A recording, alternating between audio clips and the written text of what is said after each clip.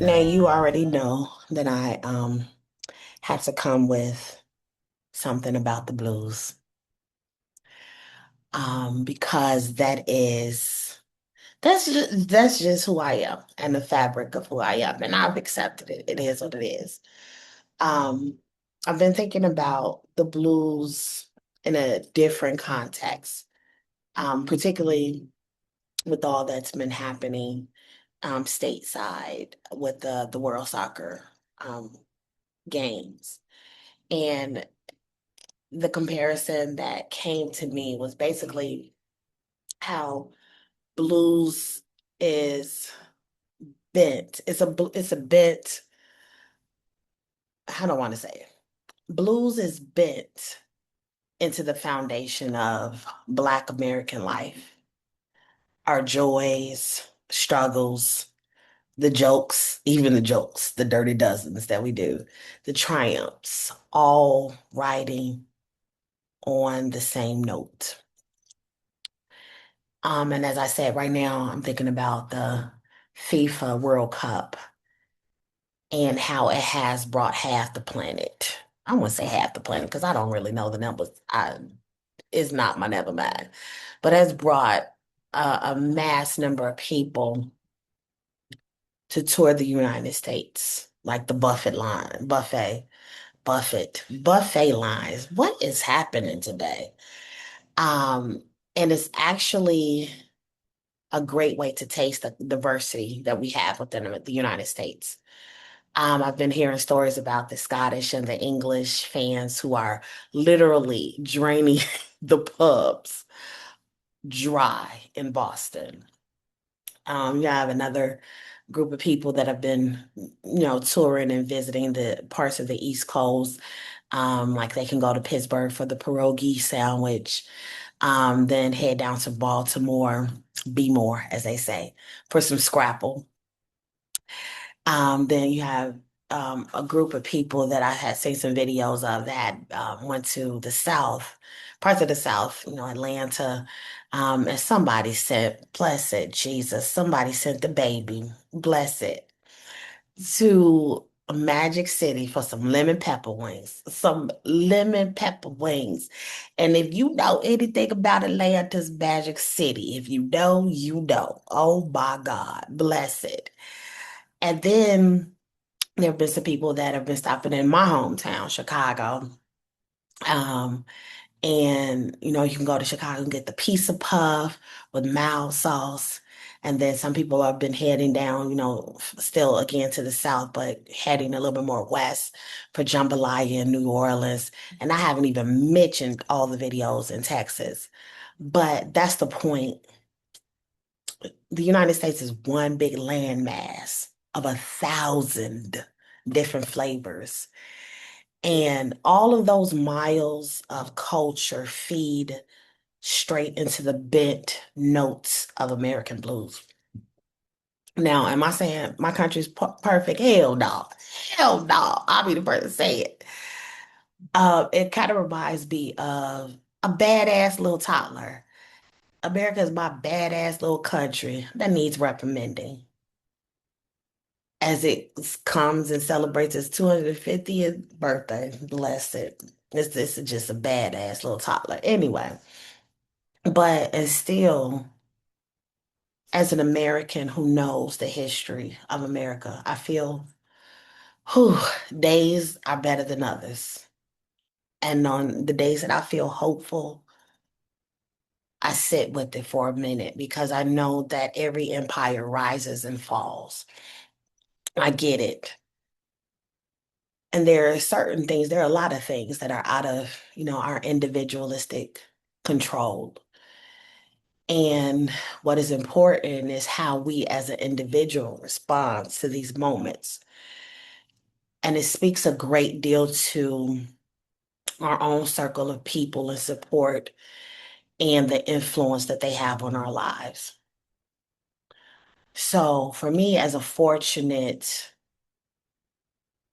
outsider looking in, being outside of the country at this moment, working and touring with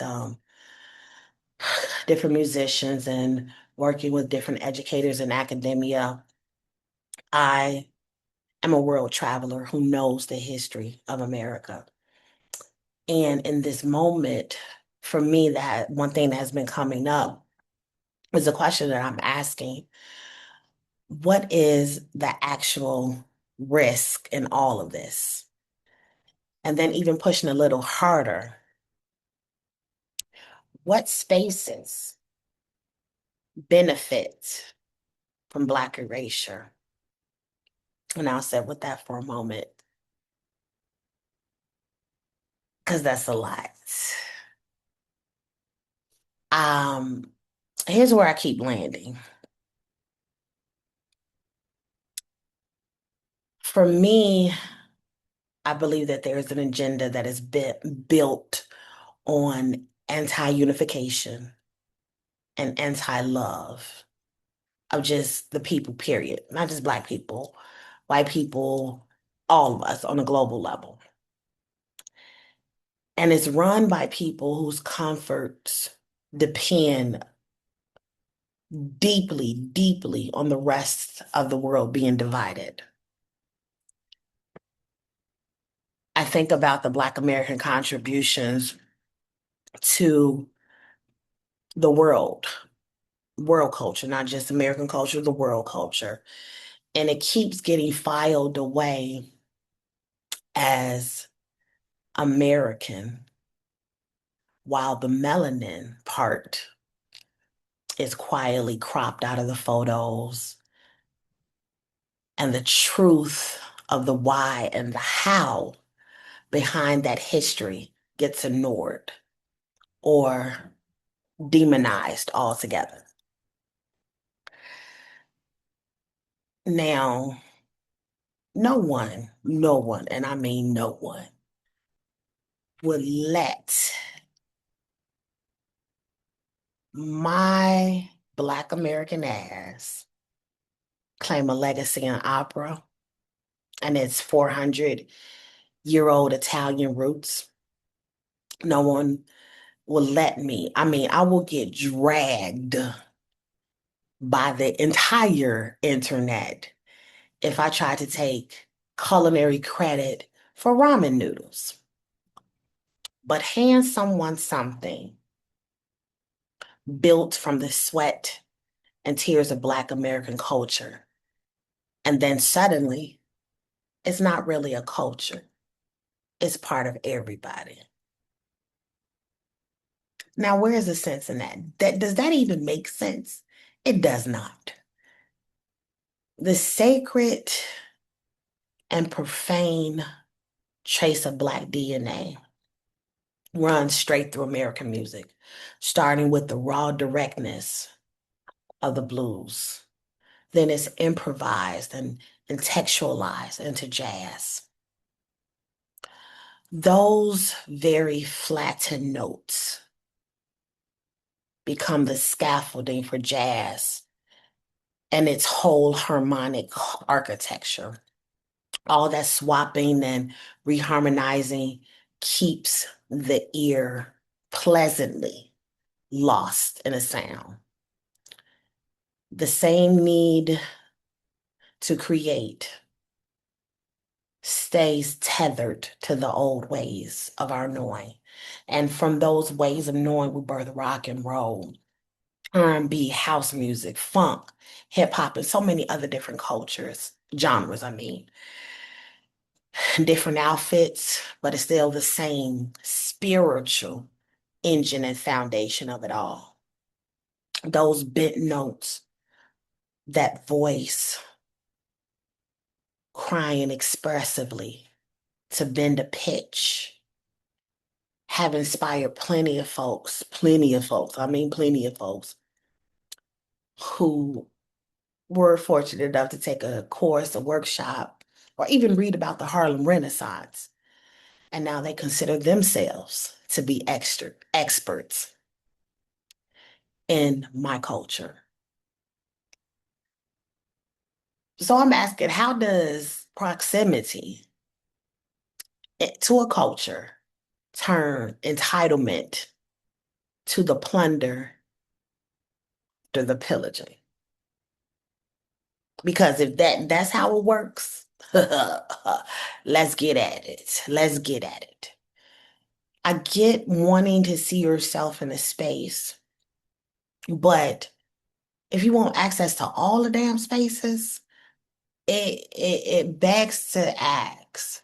Don't even beg. It pushes the point of how self-absorbed can a person or can an individual be? Can a community, can a dominant culture be when they have to have everything? Have to see themselves in all the damn spaces. That's crazy to me. And then there's no pass that I'm gonna give to the Black folks who who bought into this perspective either. And I'm looking directly at the talented 10th. And if you don't know, Google is free, look it up. I'm not telling you. These Black folks assumed respectability politics. And they thought that the goalpost would stay at the same location and hold still, but it didn't. What they failed to realize more than anything, and I'm learning this more and more and more and more and more and more as I grow in age and in maturity, it comes down to loving yourself. And that is the actual key to it all. Loving everything about yourself, loving the way that you were made, loving the look, loving the way you laugh, loving just the loudness and the way you show up in confidence in spaces. And everything else from there will follow. And it brings me to my own understanding as an artist and my own line of integrity. Talking about saying no, knowing that that is a luxury of my own free will. I once turned down a jam session with the Malayan musician because the gig was being pushed by an Italian um, person who was a friend of this Malayan musician. And something inside of me, in my spirit, said that I could not just show up without real cultural understanding first. And just because we got the same skin does not guarantee the same synergy in a space, especially when it comes to music. Miss Zora Neale Hurston said it best in her 1942 writing. She said, "My skin folks, but not my kin folks." And I've always been down for collaboration, but the energy and the synergy and all of that has to be right for me before I attach my name to anything. And I think a great deal about how American school systems has always found a way to tell the history of its country and the greatness turned all the way up. I mean, all the way up. And it's not like any other victors and their stories. But the part why so many people can't grasp the actual weight and understanding carried in one bent note of Black American music is this. Because of American, the way the history has been taught, but that one bent note found in blues, that is the root, the heart, the soul of American music, full stop, full stop. And we can end the sermon right here. Hallelujah. But because America runs on capitalism, like every other empire, um, the money grab always circles back to the Black sound, the Black aesthetic, the Black feature over and over and over. And the camera pans away from whoever it actually costs and the most damage that it's done to those individuals. So here's what I feel differently about in this particular moment. Um, the people at the top are quietly rooting for a return to the Stone Age because they just want us completely reliant on them. They're terrified. When I say terrified, they are living in fear and the things that are going through their head because they are doped up, hyped up, and everything on so many other cocktails of things. But they're terrified that history will remember them honestly if they keep straining everyone else to fund their low contributions yet high comfort lifestyles. They rig the game the way the people have done before them, and they need the crowd uneducated and compliant to pull it off. President Trump said in one of his rallies, I believe it was in Nevada in 2016, one of his rallies. I love the poorly uneducated. No, he said the poorly educated. I love the poorly educated. And what I see is that it is the most cleanest, smoothest one-liner for the whole strategy. The thing is to flatter the room while quietly working it. I mean, these folks are some grifters. They blame foreign influence. They promise a return to traditional values. And they file everyone else under the other. Nostalgia only sounds golden if you're already standing at the top of the mountain where no one else can get to. But the diasporic experience has trained me and so many others like me for this exact experience. We've always had to build new ways to survive while still carrying the old spiritual and ethical systems forward. My very roots, are blues and gospel. And every branch the marketplace has um, labeled and sold since then has only been made off that root, but it's also made the root stronger. We're built on faith, and faith knows tomorrow holds something so much better. It may not always seem better. It may not always seem like the sun is going to shine, but I, my roots are built in a very, very strong faith and sense of believing that tomorrow is going to come. I think about individuals like Sister Rosetta Thorpe, Count Basie, Sarah Vaughan, and countless names that mainstream culture never bothered to learn. They were all built on the same foundation and are still thriving because the next generation has picked up the thread and is moving it forward and sewing it, stitching it, and tying it all together. But white America needs to let go of whatever it imagines Black people to be. We're one of the oldest threads of civilization itself. And if you don't believe me, history is a lovely thing when you know how to do the exact research and dig and go down the rabbit holes. And every younger generation that makes the blues new again carry that thread past whatever boundaries that get drawn around it, whatever boundaries that the dominant culture, white America, white culture, white Europeans have drawn around it. The aesthetic gets repackaged for sale every few years, blues into hip hop and whatever's next. But studying and imitating the music has never once unlocked the actual mystery inside of the music.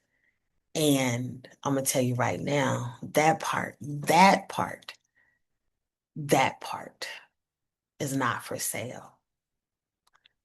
And maybe that's the real point underneath all of this. The bent note it isn't only about the Black American story, it's a human one. Every culture that's ever bent a pitch instead of naming a feeling outright was reaching for the same thing, a way to say the unspeakable and still survive it. The people profiting off our division need the lemon pepper wing people and the pierogi crowds and the scrapple crowds to never realize that they're chasing the same notes. Isn't that crazy? We were not born to hoard enough for everyone. And we definitely weren't born to torch the only planet that we've got just to win in an argument.